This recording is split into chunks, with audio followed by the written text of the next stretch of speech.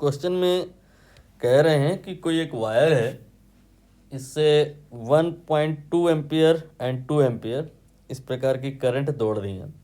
0 degree Celsius पे 2 ampere and 100 degree Celsius पे current 1.2 ampere कुछ कम हो गई।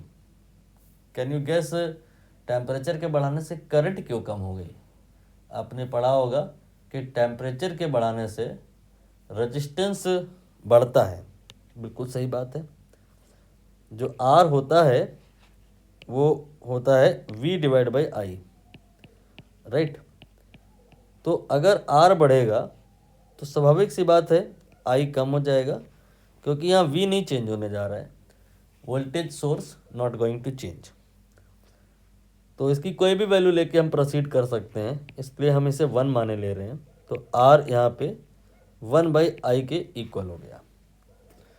मीन्स हम कह सकते हैं कि 0 डिग्री सेल्सियस पे जो R है, 0 डिग्री सेल्सियस पे जो R है 2 का रेसिप्रोकल 1 बाई आई कितना हो जाएगा 1 बाई 2। ये आपने R0 निकाल लिया। R0 stands for resistance at 0 degree Celsius. Now at 100 degree Celsius it will be reciprocal of that.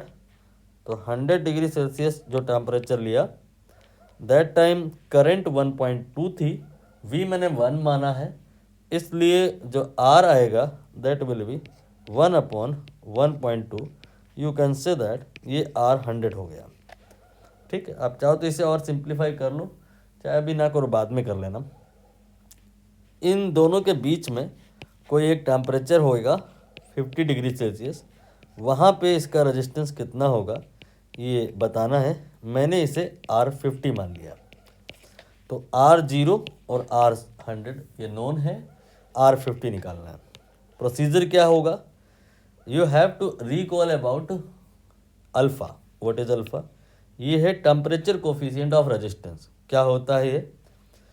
Resistance 0 degree Celsius पे मान के चलते हैं, ये हमें पता है, फिर हम टेम्परेचर बढ़ाते हैं। टेम्परेचर 10 डिग्री सेल्सियस कर दें तो रेजिस्टेंस कुछ हो जाएगा, 20 कर दें तो कुछ हो जाएगा। मतलब depending on the value of temperature resistance हो जाएगा। कितना चेंज हो जाएगा इसके लिए R थीटा में से R0 माइनस करना है, और theta is temperature resistance at theta, and हमें इसमें R0 से डिवाइड करना होता है। दरअसल ये है आपका absolute change in resistance, and इससे जो डिवाइड कर दिया तो ये रिलेटिव चेंज हो गया। तो experimentally it can be realise कि ये जो रिलेटिव चेंज है रेजिस्टेंस का, ये डायरेक्टली प्रोपोर्शनल है किसके? जो टेम्परेचर हो गया है theta.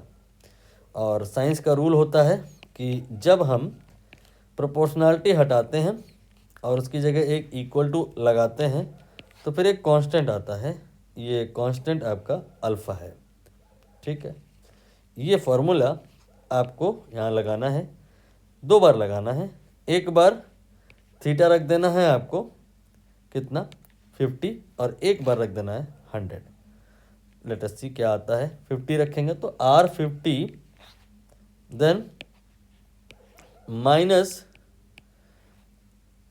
R50 then minus R0 divided by R0 equal to alpha then theta here is 50।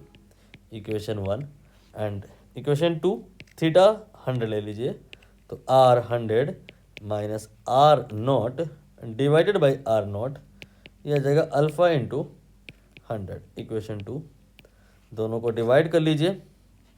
जब आप दोनों को डिवाइड करेंगे तो कैंसिल हो जाएगा ये R0 अल्फ़ा।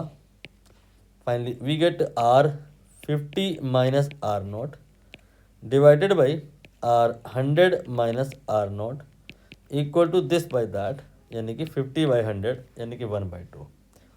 अब वैल्यू रखना होगा, आंसर आ जाएगा R50 ये तो निकालना है, एंड R0 ये यहाँ लिखा है, और इसके बाद में R100 ये यहाँ लिखा है, और इसके बाद में R0 ये 1/2 है इक्वल टू 1/2। कैलकुलेशन पार्ट यहाँ मैं आपके ऊपर छोड़ दे रहा हूँ। जब आप करोगे तो आई का वैल्यू 3/2 आ जाएगा, इसे आप कह सकते हो 1.5 एम्पियर। मिली एम्पियर में रिक्वायरमेंट है अकॉर्डिंग टू द क्वेश्चन, तो ये आ जाएगा 1.5 में 1000 से गुणा करोगे तो 1500 मिली एम्पियर आ जाएगा, जिसे आप 15 गुणे 10⁻² भी लिख सकते हो। और इसे आपने कंपेयर करना है और बताना है यहाँ पे क्या आएगा। तो यहाँ पे आएगा 15 गुणे ये वाला 10⁻²। आंसर इसका 15 हो जाएगा।